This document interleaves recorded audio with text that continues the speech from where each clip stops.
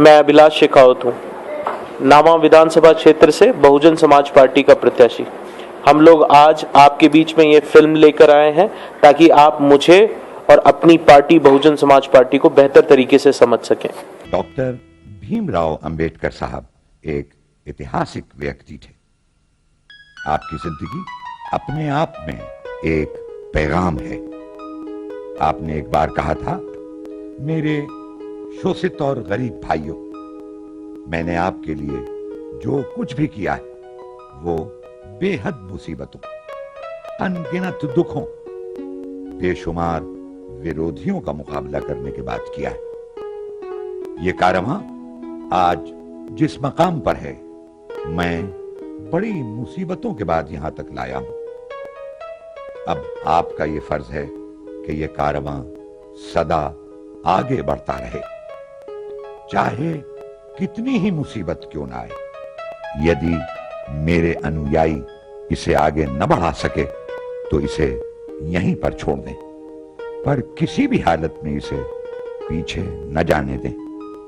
अपने लोगों को मेरा यही संदेश है। बाबा साहब के एजेंडे को अमली जामा पहनाने का बेड़ा आयरन लेडी बहन कुमारी मायावती ने बहुजन समाज के मसीहा मान्यवर काशीराम की रहनुमाई में उठा रखा है।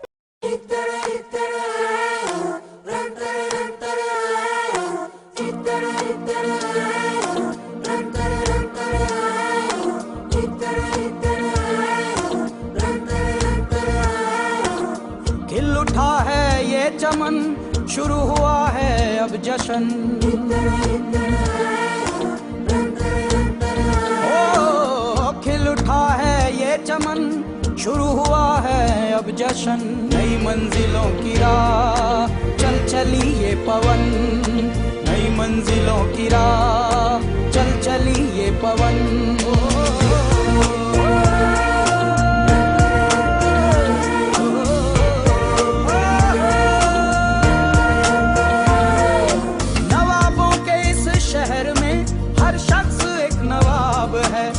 आसमां को देखती विश्वास की निगाह है, रास्ते हैं अब नए, मंजिलों पर है नयन।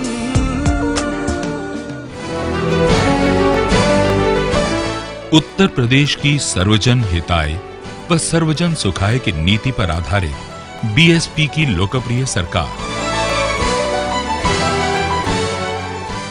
उत्तर प्रदेश में 13 मई सन 2007 को माननीय मुख्यमंत्री सुश्री मायावती जी के नेतृत्व में बीएसपी की पहली बार बनी पूर्ण बहुमत की सरकार ने देश में दलित एवं अन्य पिछड़े वर्गों में जन्मे महान संतों, गुरुओं व महापुरुषों में भी खास तौर से महात्मा ज्योतिबा फूले, छत्रपति शाहूजी महाराज, नारायणा गुरु, बाबा साहेब डॉक्टर भीमराव अंबेडकर एवं मान्यवर श्री काशीराम जी को विभिन्न रूपों में पूरा आदर सम्मान दिया है तथा इनके नाम पर अनेकों जिले, यूनिवर्सिटी एवं जनहित की योजनाओं के नाम रखने के साथ साथ इनके सम्मान में कई स्थल, स्मारक, संग्रहालय, पार्क आदि भी बनाए हैं और इन्हीं के पद चिन्हों पर चलकर यहाँ सर्वजन हिताय व सर्वजन सुखाय की नीति के अनुसार ही सरकार चलाई जा रही है। इसी ही सोच के आधार पर माननीय मुख्यमंत्री सुश्री मायावती जी ने सरकार के पुलिस एवं प्रशासन के सभी अधिकारियों को ये भी निर्देश दिए हैं कि प्रदेश में अन्याय मुक्त, अपराध मुक्त, भय मुक्त, भ्रष्टाचार मुक्त तथा विकास युक्त वातावरण पैदा करने के साथ ही इनको हर मामले में व हर स्तर पर प्राथमिकता पहले समाज में सदियों से उपेक्षित रहे अनुसूचित जाति, जनजाति एवं अन्य पिछड़े वर्गों के साथ साथ यहाँ धार्मिक अल्पसंख्यकों व अपर कास्ट समाज में से खास तौर से गरीब एवं असहाय लोगों को देनी है, जिस पर अमल करते हुए 13 मई सन 2007 से इस सरकार ने प्रदेश में कानून व्यवस्था एवं विकास व जनहित के मामलों में अनेकों महत्वपूर्ण व ऐतिहासिक कार्य किए हैं, जिनमें डॉक्टर अंबेडकर ग्राम सभा विकास योजना, मान्यवर श्री काशीराम जी शहरी समग्र विकास योजना, मान्यवर श्री काशीराम जी शहरी गरीब आवास योजना, मान्यवर श्री काशीराम जी शहरी दलित बाहुल्य बस्ती समग्र विकास योजना, सर्वजन हिताय शहरी गरीब आवास स्लम एरिया मालिकाना हक योजना, महामाया गरीब बालिका आशीर्वाद योजना, सावित्रीबाई फूले बालिका शिक्षा मदद योजना, उत्तर प्रदेश मुख्यमंत्री महामाया गरीब आर्थिक मदद योजना, बीपीएल एवं उत्तर प्रदेश मुख्यमंत्री महामाया गरीब आर्थिक मदद योजना के लाभार्थियों के व्यक्तिगत मुकदमों में भी उनको सरकारी वकील की मुफ्त सुविधा, राज्य की जनता को निश्चित समय पर राजकीय सेवाएं प्रदान करने के लिए उत्तर प्रदेश जनहित गारंटी अधिनियम लागू, प्राइवेट पार्टनरशिप के जरिए गंगा एक्सप्रेसवे, यमुना एक्सप्रेसवे और अपर गंगा कैनाल एक्सप्रेसवे एवं अनेकों और महत्वाकांक्षी योजनाओं हेतु पहल, लगभग 8,000 करोड़ रुपए व्यय कर राजधानी लखनऊ, अयोध्या फैजाबाद, वाराणसी, मथुरा, इलाहाबाद, आगरा, कानपुर, कन्नौज व मेरठ आदि प्राचीन व प्रमुख शहरों का संपूर्ण विकास, सरकारी एवं गैर सरकारी क्षेत्रों में लाखों बेरोजगारों को रोजगार, साथ ही विकास के मामले में रीढ़ की हड्डी समझे जाने वाली बिजली के क्षेत्र में राज्य की जनता को सन 2014 तक पूर्ण रूप से बिजली आपूर्ति के लिए उठाए गए अनेकों ठोस कदम, प्रदेश के ग्रामीण क्षेत्र में लगभग 50,000 किलोमीटर सड़कों का नवनिर्माण व पुल निर्माण, राज्य के सरकारी कर्मचारियों को छठे वेतनमान का लाभ दिया गया, जिस कारण राज्य सरकार के खजाने पर लगभग 21,000 करोड़ रुपयों का अतिरिक्त बोझ। इसके अलावा समाज के हर वर्ग के गरीब लोगों के हितों में उनकी रोजी रोटी, शिक्षा, चिकित्सा, आवास व अन्य बुनियादी सुविधाओं के साथ ही प्रदेश में अमन चैन के माहौल में आत्मसम्मान के साथ जीने का मार्ग प्रशस्त किया। प्रदेश में किसानों, मजदूरों, युवाओं, महिलाओं, छात्रों, वकीलों, व्यापारियों एवं अन्य विभिन्न पेशों में लगे लोगों के हितों का भी विशेष ध्यान रखा। कानून व्यवस्था को लेकर भी प्रदेश में कानून द्वारा कानून का राज कायम करने के लिए यहाँ जाति व धर्म से ऊपर उठकर बिना पक्षपात के लोगों को न्याय दिया तथा उनके जानमाल व मजहब की भी पूरी हिफाजत की गई। साथ ही यहाँ जातिवाद के आधार पर व्याप्त नफरत को काफी हद तक सफलतापूर्वक खत्म किया तथा सांप्रदायिक ताकतों को भी कमजोर बनाकर यहाँ भाईचारा व सौहार्द का वातावरण पैदा किया। इन सब कार्यों का माननीय मुख्यमंत्री सुश्री मायावती जी ने प्रदेश के सभी 72 जिलों में स्वयं जाकर गांव, तहसील, थाना तथा गरीब व दलित बस्तियों का निरीक्षण कर इन्हें जमीन पर भी लागू कराया। इस प्रकार अब तक बीएसपी सरकार का शासनकाल जन आस्था एवं विश्वास से परिपूर्ण एवं अति उत्साहवर्धक रहा है, जिसके लिए हम माननीय मुख्यमंत्री सुश्री मायावती जी के परिपक्व व गरिमामयी नेतृत्व के लिए दिल से भूरी भूरी प्रशंसा व सराहना करते हैं।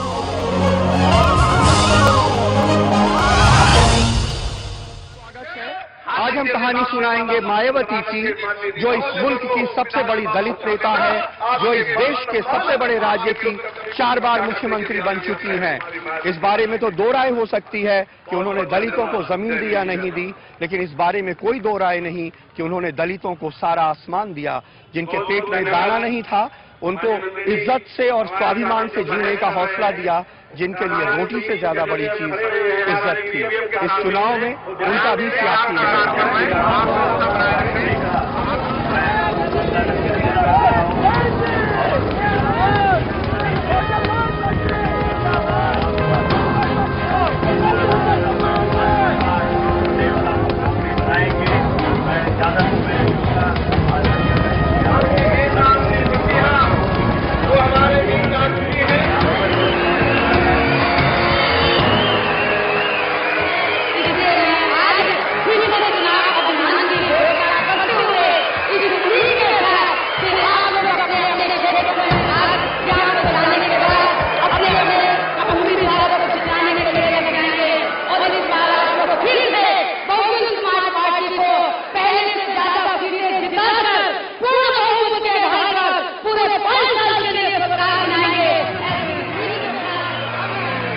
यूपी में 2012 की चुनावी जंग में वो अपनी फौजों की महिला कमांडर हैं। उनकी पार्टी के सारे मर्द उनसे नीचे आते हैं। उन्हें पूर्व प्रधानमंत्री नरसिम्हा राव ने मिरेकल ऑफ डेमोक्रेसी कहा था। अमेरिका की फोर्ब्स मैगजीन ने दुनिया की 100 सबसे सबसे ताकतवर महिलाओं में उनका शुमार किया। टाइम मैगजीन ने उन्हें दलित क्वीन लिखा। न्यूज वीक ने उनकी तस्वीर अपने कवर पेज पे दुनिया की 8 बाकमाल महिलाओं की तस्वीरों के साथ छापी। सदियों तक अछूत मानी गई जाति के एक गरीब घर से वो आती हैं और 39 साल की कम उम्र में देश के सबसे बड़े राज्य की हुकूमत उसे मिल जाती है। उसकी वो 4 बार मुख्यमंत्री बनती हैं। मैं मायावती सत्य निष्ठा से प्रतिज्ञान करती हूँ कि मैं विधि द्वारा स्थापित भारत के संविधान के प्रति सच्ची श्रद्धा और निष्ठा रखूंगी। अरे भाई कोई है घर में? आज से करीब 34 साल पहले जाड़े की एक सर्द रात मायावती के घर के दरवाजे पे हुई एक दस्तक ने उनकी जिंदगी बदल दी। जय भीम। मेरा नाम कांसी राव है। मैं बाम सेठ नाम का संगठन चलाता हूँ। मायावती से मिलना चाहता हूँ। तब मायावती LLB की पढ़ाई के साथ IAS बनने की तैयारी कर रही थीं। लग रहा है पढ़ाई कर रही थी। जी। क्या अध्ययन कर रही थी? मैं IAS की परीक्षा की तैयारी कर रही हूँ। अच्छा, भविष्य में क्या बनना चाहती हो? मैं कलेक्टर बनना चाहती हूँ। लाभ चाहते हुए भी आप कलेक्टर बनकर समाज की भलाई का काम। काशीराम ने उन्हें कलेक्टर नहीं बल्कि सारे कलेक्टर्स का बॉस बनने की नसीहत दी। मैं आपको एक ऐसी शक्तिशाली ताकत बना सकता हूँ जिसके द्वारा तमाम कलेक्टर फाइलों का बस्ता बगल में दबाकर आपके आगे पीछे घूमते नजर आएंगे। और वो उनके मिशन के साथ जुड़ गई और सारे कलेक्टर्स की बॉस बन गई।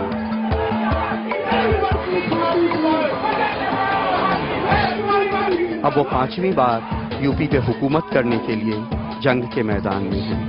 आज मैं फिर से स्पष्ट कर देना चाहती हूँ कि उत्तर प्रदेश में जब तक प्रदेश के दलित एवं अन्य पिछड़े वर्गों की शैक्षणिक, आर्थिक, सामाजिक स्थिति में पूर्ण रूप से सुधार नहीं आ जाता है, तब तक उत्तर प्रदेश का हमारी पार्टी की ओर से प्रदेश का मुख्यमंत्री दलित या अन्य पिछड़े वर्ग से संबंधित समाज का ही बनता रहेगा।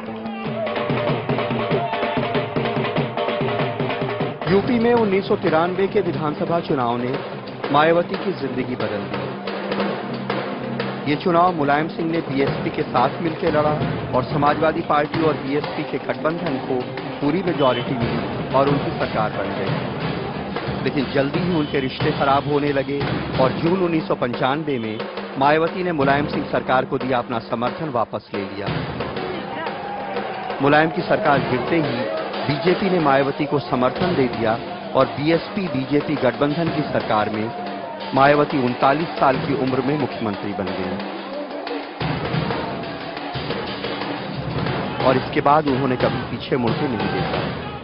उनके हमलों की धार बहुत तेज होती है। जो जितना बड़ा आदमी उसके ऊपर उतनी ही तेजी से हमले करती हैं।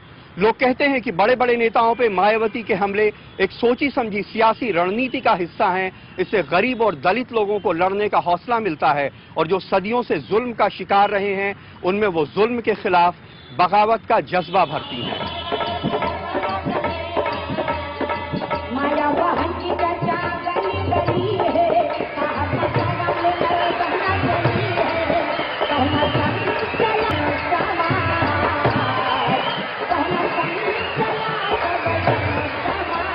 मुगलों के बाद देश में शायद सबसे भव्य ढंग से हुकूमत करने वाली वो पहली हाकिम हुई।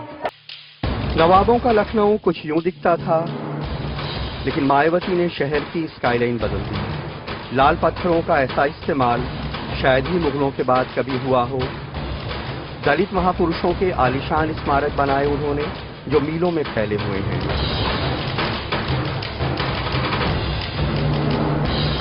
मायावती ने अपनी डिक्शनरी से छोटा लफ्ज मिटा दिया और सब कुछ बहुत बड़ा बनाया, बड़ा और भव्य। ये स्मारक उस भव्यता की मिसाल है। बड़ा बनाने का शौक ऐसा है कि वो 4 बार मुख्यमंत्री बनी और उनकी हर हुकूमत में ये दर्जनों बार तोड़े और बनाए गए। उनके खिलाफ दर्जनों मुकदमे हुए, लेकिन आखिर में फतेह बहन जी की हुई। उनका नाम इन पत्थरों पे दर्ज है।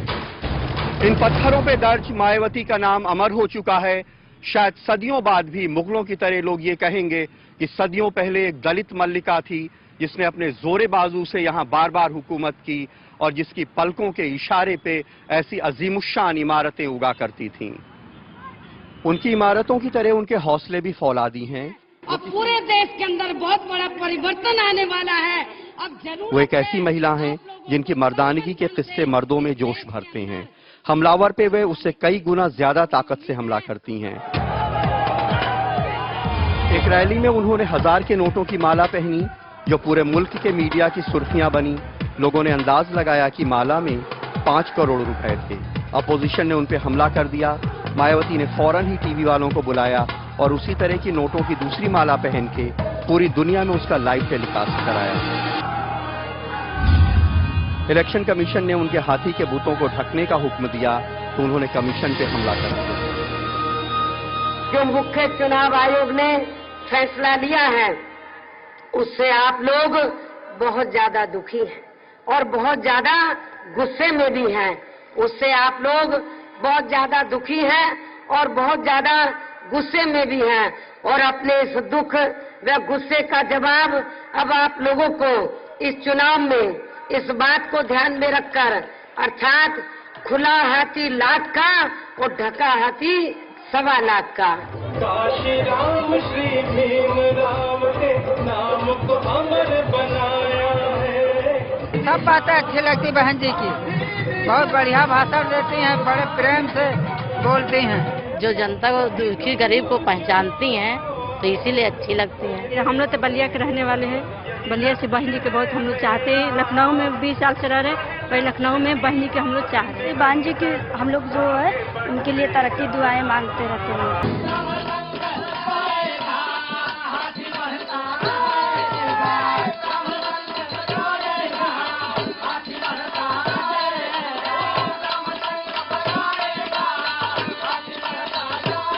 इस चुनावी जंग में उनके युद्ध कौशल का इम्तिहान है। 2007 में 18 साल बाद यूपी में किसी पार्टी को पूरी मेजॉरिटी मिली थी। उन्होंने एक दूसरे की बैरी मानी जाने वाली ब्राह्मण और दलित जातियों का सियासी गठजोड़ किया। उनका सोशल इंजीनियरिंग का ये तजुर्बा सफल रहा, जिसकी बदौलत उन्होंने यूपी में 5 साल की हुकूमत की। तिलक लगाओ हाथी पर, बाकी सब बैसाखी पर। तिलक लगाओ हाथी पर, बाकी सब बैसाखी पर। अपनी हर रैली में वो अपने सियासी दुश्मनों से अपने वोटर को होशियार करती हैं। दूसरे भले उन पे शक करें, लेकिन उनके समाज के लोग उनकी बातों को गांठ बांध लेते हैं।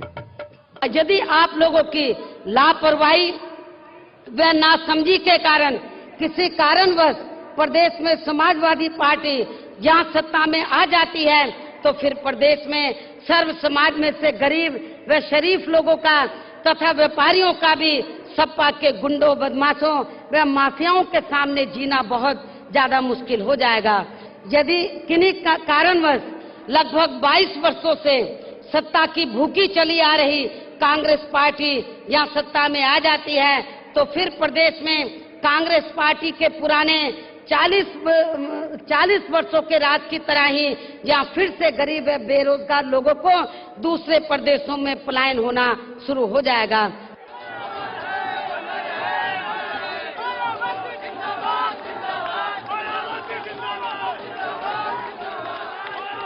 मायावती का जातियों का गणित बहुत अच्छा है। उनकी रैलियों में जातियां अपने अपने स्टीरियोटाइप, अपनी अपनी पहचान के साथ बिल्कुल साफ नजर आती हैं। जातियों का गणित सियासत में सबसे अहम है और वो उसकी बहुत बड़ी जानकार है। बहना करने लगी है चारों ओर विकास, यूपी का हर वर्ग हो गया है बहना के साथ, बनाओ भाईचारा, यही है पैगाम हमारा। दलितों को अछूत मानने वाले ब्राह्मणों के साथ तो उन्होंने सोशल इंजीनियरिंग की, लेकिन मनुवाद यानी ब्राह्मणिकल सोशल ऑर्डर के खिलाफ उनकी जंग उन्हें एक अलग तरह की बुत परस्ती की तरफ ले जाती है। 14 अप्रैल 2008 को उन्होंने अंबेडकर जयंती के मौके पे कांशीराम के बुत के साथ साथ अपना बुत भी लगवा लिया। बस फिर क्या था, सियासी और समाजी हलकों में तूफान खड़ा हो गया।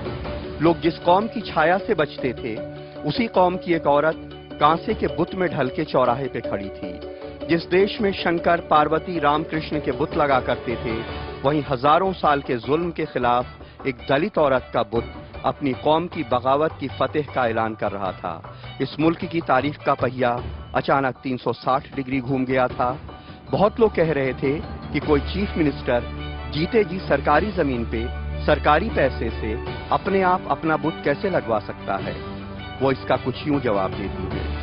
मान्यवर कांशीराम जी ये भी कहा करते थे कि हमारे देश में यहाँ महापुरुषों के आदर सम्मान में स्मारक एवं अन्य यादगार स्थल उनके मरने के बाद ही बनाए जाते हैं, जिन्हें वो अपने जीते जी खुद देख नहीं पाते हैं। किंतु अपने देश में यहाँ ये ठीक परंपरा नहीं है, अर्थात इस रूढ़िवादी परंपरा में तब्दीली होनी चाहिए।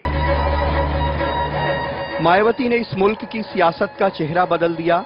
उन्होंने सियासी गणित के पुराने फॉर्मूलों को खारिज कर दिया और अपने नए फॉर्मूले गढ़े। वो लोकतंत्र का एक ऐसा चमत्कार है जिसे बहुत पहले होना चाहिए था।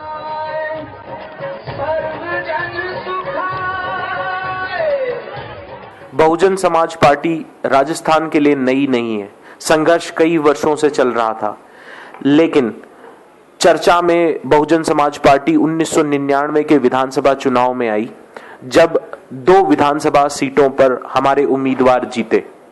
उस समय टोटल वोटों का, कुल मतों का 2% हमने हासिल किया और लगभग 4 लाख वोट हमने पूरे राजस्थान में प्राप्त किए। सन 2003 के विधानसभा चुनाव में बसपा ने सीटें तो सिर्फ 2 ही जीती, लेकिन कुल मतों में इजाफा हुआ। पिछली बार के मुकाबले इस बार 4% वोट मिला, जो कि पिछली बार के मुकाबले दुगना था, और साथ में ही वोटों की संख्या 4 लाख से बढ़कर 7,97,000 हो गई। 2008 के विधानसभा चुनाव में बहुजन समाज पार्टी अपने पूरे रंग में दिखी और 6 विधानसभा सीटों पर जीत दर्ज कराई। कांग्रेस और भाजपा का राजस्थान पे राज करने का सपना तब टूटने लगा जब राजस्थान की जनता ने 2008 के विधानसभा चुनाव में बसपा को भारी मतों से आगे बढ़ाया।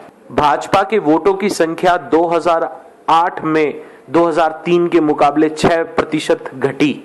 वहीं कांग्रेस में यह प्रतिशत 1 रहा। पिछली बार 2003 के विधानसभा चुनाव में कांग्रेस को 36% मत मिला था। 2008 के चुनाव में यह प्रतिशत घटकर 35 ही रह गया। दोनों ही पार्टियों का मत प्रतिशत घटा, लेकिन बसपा का मत प्रतिशत इस 2008 के विधानसभा चुनाव में बढ़ा। जहां बसपा को 2003 के विधानसभा चुनाव में सिर्फ 4% वोट मिला था, वह बढ़कर 2008 के विधानसभा चुनाव में 8% हो गया। 2003 के विधानसभा चुनाव में जहां बहुजन समाज पार्टी को 7,97,000 वोट मिले थे, वहीं 2008 में ये वोट बढ़कर 18,90,000 हो गए। लगभग 19 लाख वोट मिले। वोटों की संख्या लगातार बढ़ती रही है। यह वोटों का इजाफा साफ झलका रहा था कि राजस्थान की जनता अब परिवर्तन चाहती है। यह परिवर्तन बसपा के रूप में राजस्थान के सामने आ रहा है। जानकारों का मानना है कि 2013 के विधानसभा चुनाव में बहुजन समाज पार्टी 15 से 20 विधानसभा सीटों पर जीत दर्ज करेगी। बहन कुमारी मायावती ने राजस्थान के लिए अपने सबसे भरोसेमंद सिपह सालार और राज्यसभा सांसद राजा राम जी को राजस्थान प्रदेश की जिम्मेदारी दी। श्री राजा राम जी राज्यसभा सांसद होने के साथ साथ बहुजन समाज पार्टी के राष्ट्रीय उपाध्यक्ष भी हैं। सांसद और राष्ट्रीय उपाध्यक्ष राजा राम जी को बहुजन समाज पार्टी का थिंक टैंक कहा जाता है। बहुजन समाज पार्टी के राष्ट्रीय उपाध्यक्ष व सांसद राजा राम जी ने प्रदेश अध्यक्ष श्री भगवान जी बाबा और प्रदेश प्रभारी श्री मुरारी सिंह जी के साथ मिलकर बहुजन समाज पार्टी का यह नीला झंडा राजस्थान में फहराने की ठानी। इस लड़ाई के लिए इन तीनों को ही मजबूत व ईमानदार सिपाही चाहिए थे। इस लड़ाई के लिए उन्होंने कड़े पैमानों से हर विधानसभा क्षेत्र में सर्वे किए। वह कार्यकारिणी की सहमति से हर विधानसभा क्षेत्र में बसपा प्रत्याशी उतारे। जब बात आई नामा विधानसभा क्षेत्र की तो इस अनुभवी टीम ने युवा, समाजसेवी और कर्मठ नेता अभिलाष शेखावत का चुनाव किया। 20 जुलाई 2013 को लखनऊ में बहन जी ने अभिलाष शेखावत हुडील को आशीर्वाद देकर नावा विधानसभा क्षेत्र में उतार दिया। इस बार नावा विधानसभा क्षेत्र की चुनावी भागदौड़ बसपा ने एक युवा शख्सियत को संभलाई है।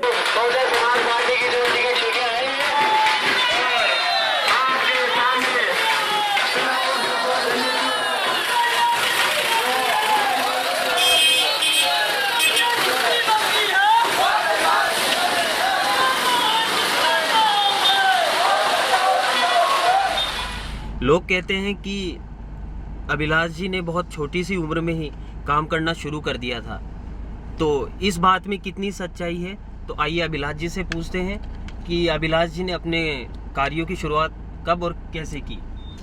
जहाँ तक आपका ये सवाल है, मैं बताना चाहता हूँ कि मेरे पिता आर्मी में थे और उसके बाद प्लाटून कमांडर है। दोनों ही ऐसी उनकी नौकरियां थी जिसमें सख्ती होती थी, सारे नियम और कायदे माने जाते थे।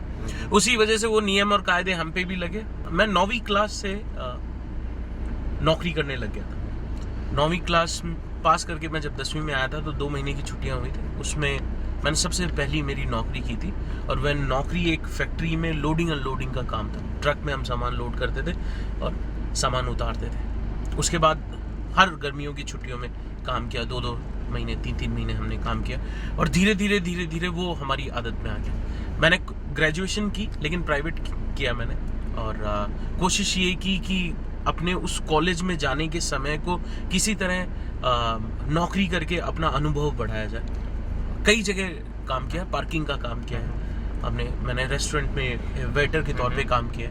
और जब आप अच्छे और ऐसे कामों की बात करते हैं जिनको सामाजिक तौर पे अच्छा माना जाता है, तो मैंने पत्रिका में, राजस्थान पत्रिका में काम किया और वहाँ पे कई आर्टिकल भी लिखे जो शिक्षा पे आधारित थे और लोगों ने काफ़ी सराहा उन्हें। उसके बाद फिर मैंने ये मेरा बिजनेस स्टार्ट किया था और मुझे महसूस हुआ कि इस बिजनेस को और डेवलप करना चाहिए और उसी डेवलपमेंट के चक्कर में हम लोग गांव में गए ताकि गांव में लोगों को थोड़ा सा रोजगार मिल सके, उस होटल से आमदनी हो वो गांव में भी लग सके। अभिलाष जी, मैं आपसे एक बात और पूछना चाहूँगा कि आपने ये चीज़ बताई कि आपने जब आप 9वीं क्लास में पढ़ते थे तब से आपने ये काम करना शुरू किया, लेकिन आपने अपनी पढ़ाई को व्यवस्थित तरीके से, मतलब उससे पूरे सही तरीके से आपने कैसे किया? मैं आपसे ये पूछना चाहूँगा। मैं एक एवरेज स्टूडेंट रहा हूँ शुरू से। ऐसा नहीं है कि मैं पढ़ाई में बहुत तेज था, लेकिन मुझे एक चीज़ पता चल गई थी कि मेरे में ये है कि अगर मैं थोड़ी सी देर भी अगर पढ़ लूँ तो मुझे याद रह जाती थी चीज़ें, और मैंने वही किया। मैं परीक्षा से पहले थोड़ी सी देर पढ़ता था और मुझे वो चीज़ें याद रह जाती थी और मैं पास होता था।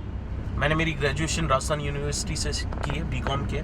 उसके बाद Indira Gandhi national open university से मैंने MBA मेरा कंप्लीट किया टूरिज्म में, और अब तैयारी है कि इन चुनावों के बाद कोशिश करेंगे डॉक्टरेट की डिग्री लेने की।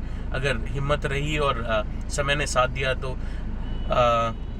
2018 का चुनाव डॉक्टर अभिलाष शेखावत के नाम से लड़ा।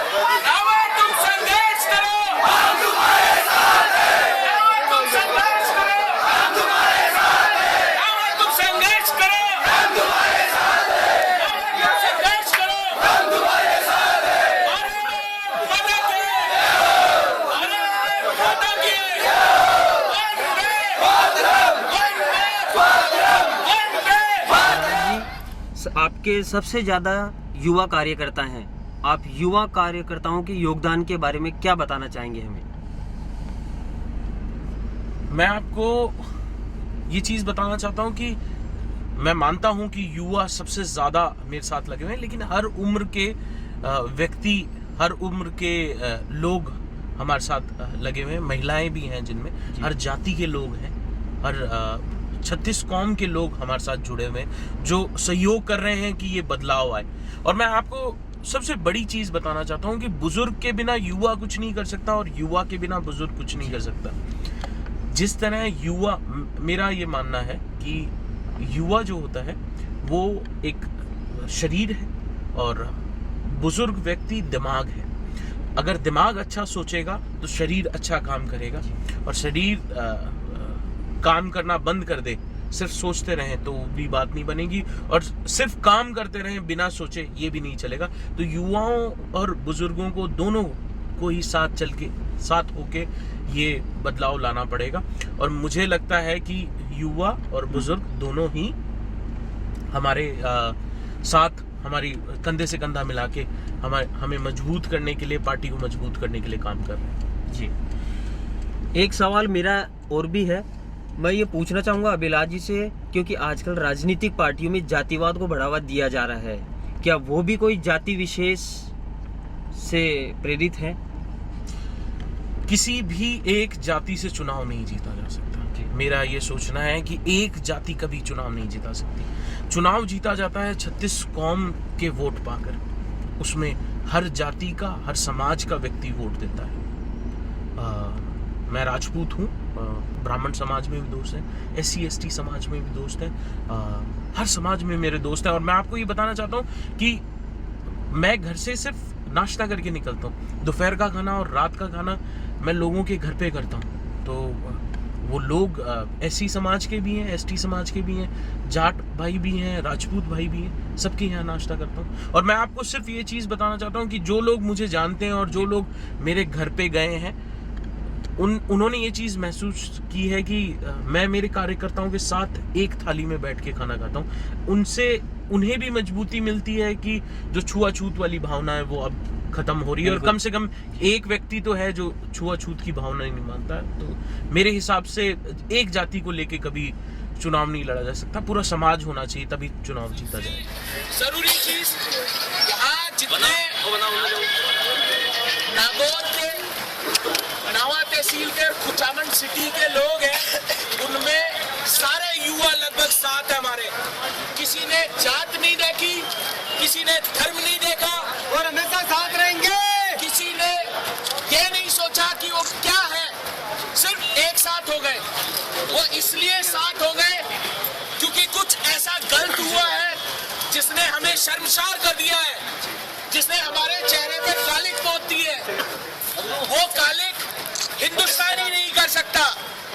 वो एक ऐसा घिनौना कीड़ा है जिसने हमारे पूरे समाज पे दाग लगा दिया है। ये भारतवर्ष की भूमि है, यहाँ पे औरत अपने बच्चे को 9 महीने पेट में रखती है, फिर सपूत पैदा करती है। टेस्ट ट्यूब बेबी हमारे देश में नहीं होते हैं। सिर्फ ये चीज ध्यान रखनी कि इस तरह का कोई भी गलत हम नहीं सहेंगे।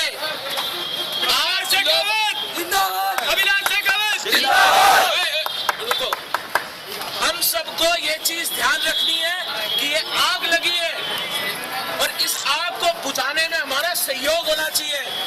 हम वो चिड़िया है जिसने चोंच में भर के पानी इस आग पे डाला है।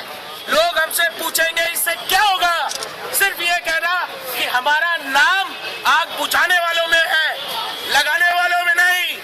भारत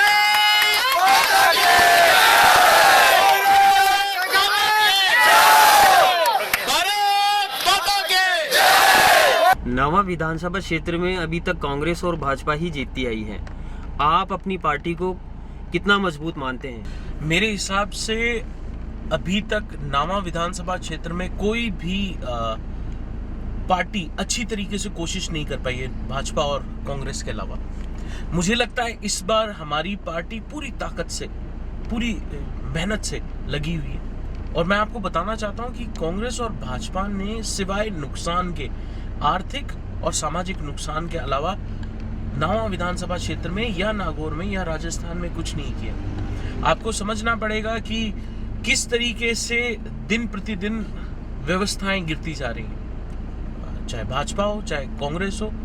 इन दोनों ही पार्टियों ने राजस्थान की जनता को बेवकूफ़ बनाया है। एक बार मैं, एक बार तू के हिसाब से चले, और यही व्यवस्था यहाँ पे होती हुई आई है। भाजपा ने भी लंबे समय तक शासन किया है नावा पे, और कांग्रेस ने भी किया है, निर्दलीय लोग भी जीते हैं, लेकिन अभी तक नावा को वह चीज़ नहीं मिल पाई जिसके वह हकदार है। मुझे लगता है कि बहुत सारे ऐसे मुद्दे हैं अलग अलग कस्बों में, अलग अलग गाँव में, अलग अलग नगर पालिकाओं में जो पूरे होने चाहिए, लेकिन अभी तक नहीं हुए। कुचामन में कॉलेज की बात है, सरकारी कॉलेज की, वो अभी तक नहीं उठाई गई। नावा में फ्लाईओवर की बात है, चितावा के लोगों को बाईपास चाहिए, कुकुनवाली के लोगों को बाईपास चाहिए, लेकिन आए दिन जाम लगते हैं, लेकिन उस बारे में कोई नहीं सोचता। विधायक यहाँ से जीत तो जाता है, और विधायक यहाँ से जीत के चला भी जाता है, वो सिर्फ हैंडपंप खुदवाने या रोड बनवाने या नाली बनवाने के लिए विधायक नहीं बनाए हैं। उसको अपने नावा विधानसभा क्षेत्र की, या जो भी विधानसभा से वो जीता हुआ है, वहाँ उसको वो बात उठानी पड़ेगी विधानसभा में कि मेरी विधानसभा में क्या मांगे हैं, मेरी विधानसभा में क्या क्या ज़रूरतें हैं, मेरी विधानसभा की क्या क्या समस्याएं हैं जो सरकार द्वारा पूरी होनी चाहिए। कई बार भाजपा जीत के आती, कई बार कांग्रेस जीत के आती, और पता चलता है कि उनके अपोजिशन के विधायक यहाँ पे हैं, और पूरे टाइम हम यही चीज़ सुनते रहते हैं कि भाजपा की सरकार है और कांग्रेस का विधायक है, या कांग्रेस की सरकार है और भाजपा के विधायक है। इस बार तो कांग्रेस की ही सरकार थी और कांग्रेस के ही विधायक थे।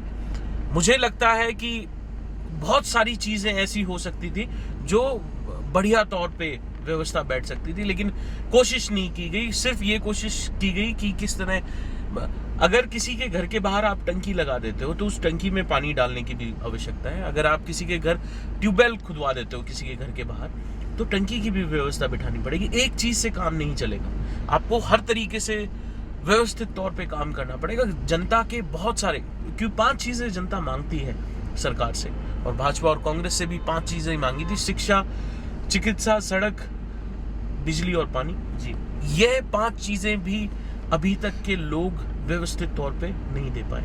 मेरा मानना है कि अगर बसपा को मौका दिया जाता है, जैसा कि बहन कुमारी मायावती ने उत्तर प्रदेश में किया कि गरीब जनताओं को आवासीय योजना दी, गरीब जनताओं के लिए कॉलेज खुलवाए गए, बहुत सारी ऐसी योजनाएं लाई गई जिसमें महिलाओं की सुरक्षा की बात लें, चाहे कानून व्यवस्था की बात लें, वो सारी बड़ी सुदृढ़ थी।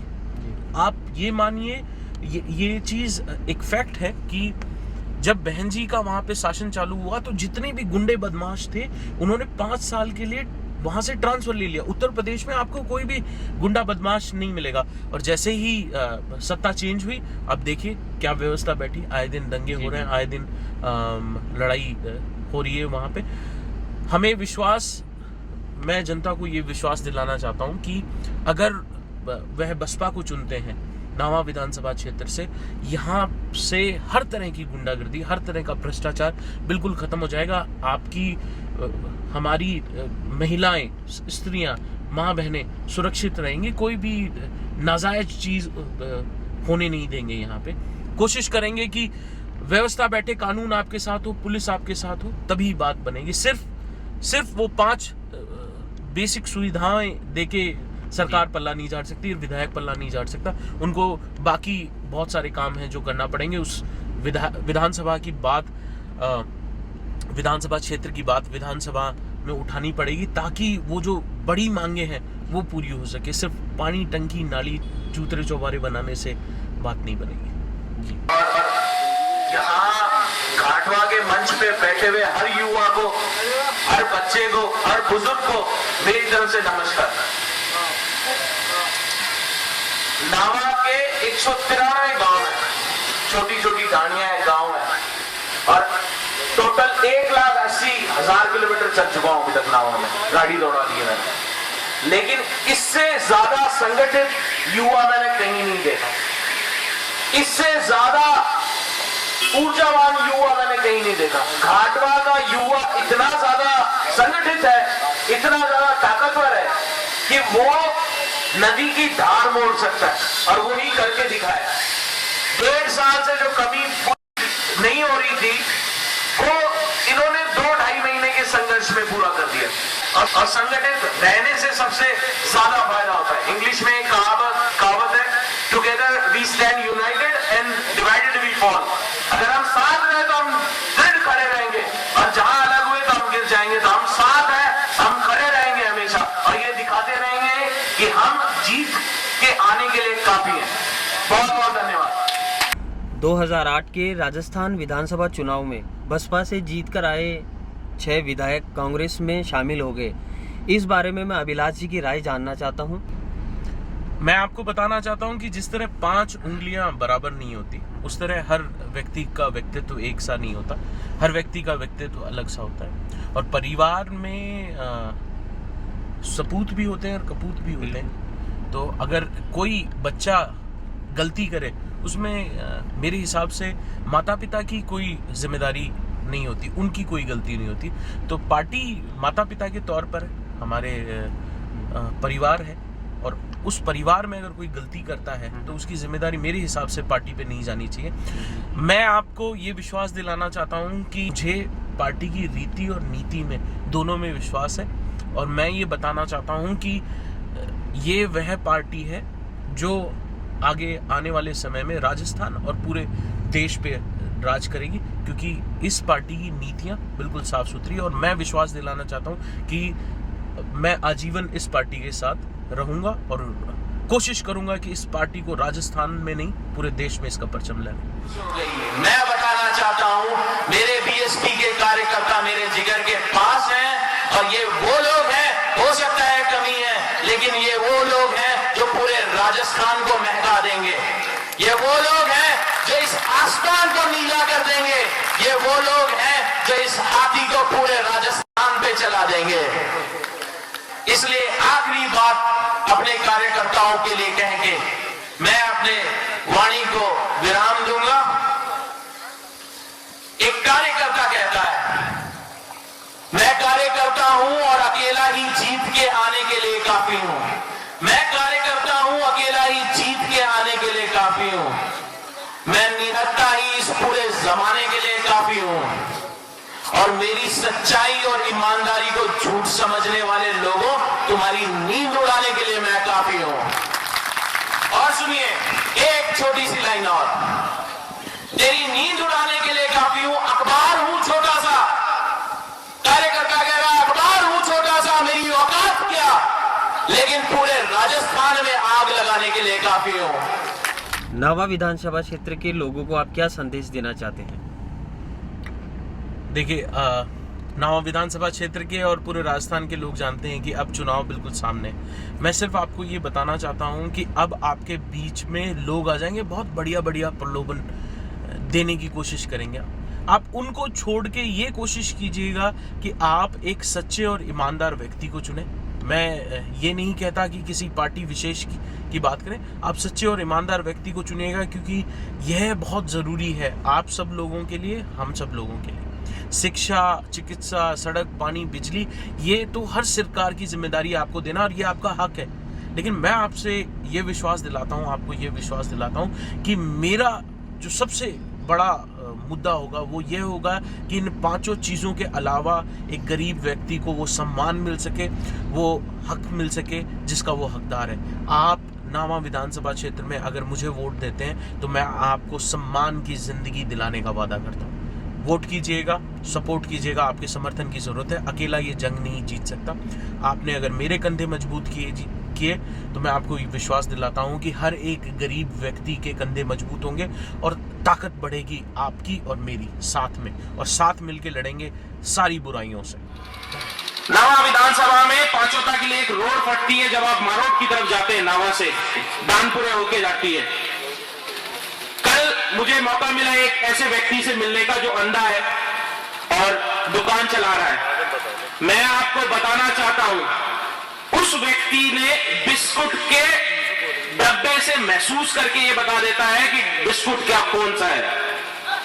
20 का नोट देके हमने कहा कि 50 का नोट है, तो क्यों का बाबा कब है तो छोटा ही नोट, 20 को सो लागे मन। वो अंध आदमी है, वो 20-50 का नोट में अंतर जाने।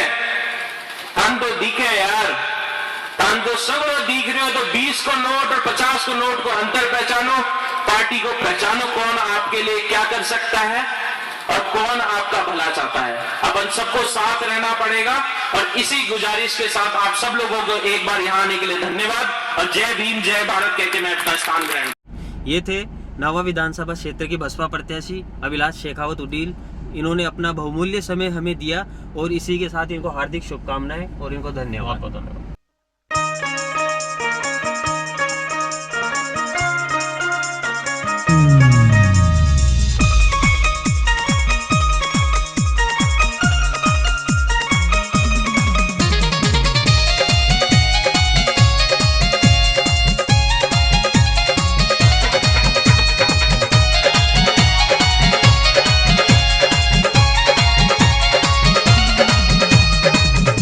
हेरर हमारी जान बहन जी, मारा ईमान बहन जी। हेरर हमारी जान बहन जी, मारा ईमान बहन जी। बहन जी तो सर्वजन की शान है। खुशियों का त्योहार आया नाचो गाओ तुम, यो खुशियाँ अपार लाया नाचो गाओ तुम। यो बसपा की सरकार लाया नाचो गाओ तुम, यो बहुजन की सरकार लाया नाचो गाओ तुम। यो मौका चौथी बार आया नाचो गाओ तुम। हेरर हमारी जान बहन जी, मारा ईमान बहन जी। बहन जी तो सर्वजन की शान है।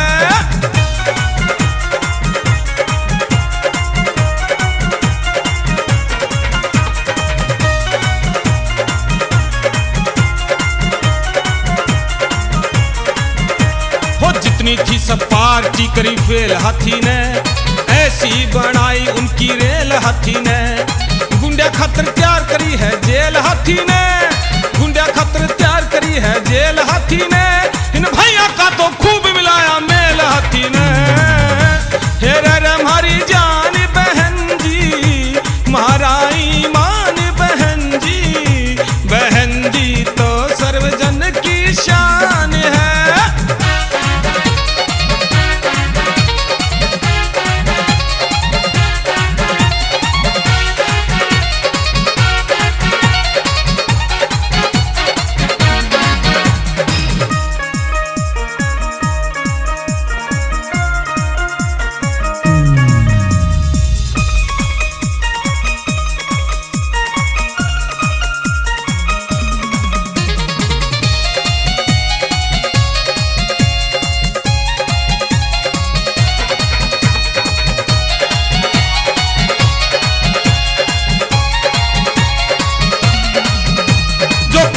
हंगाई भाई यूपी में, उनकी गर्द खिंचाई भाई यूपी में।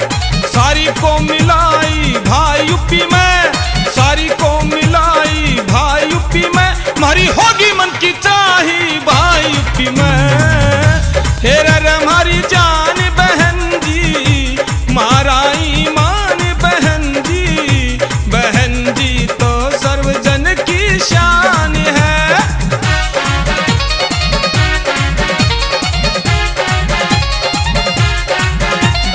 आशीर्वाद से बहुजन समाज पार्टी के नई दिल्ली विधानसभा से कैंडिडेट अजीत सिंह एडवोकेट जी, ये आपको अधिकार दिलाने के लिए और आपको मान सम्मान दिलाने के लिए आपके कैसे ठाट करेंगे, कितने एमएलएओं की गिनती करेंगे आपकी जीत करके, कैसे बताया है, क्या समझाया है।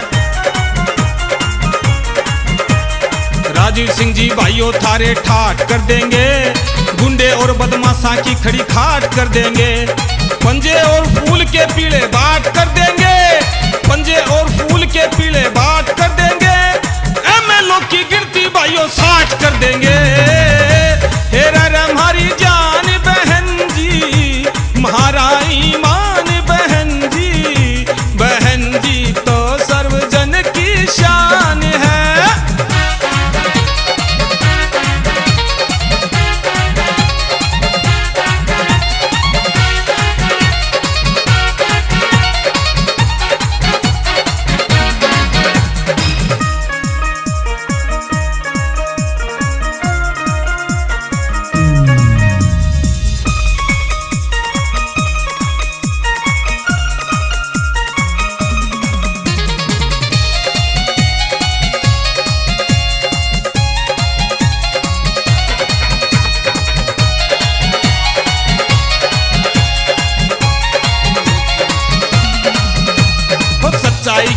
मीत हुई है आज भाई रे, हर एक वर्ग से प्रीत हुई है आज भाई रे, बहना सबकी मीत हुई है आज भाई रे।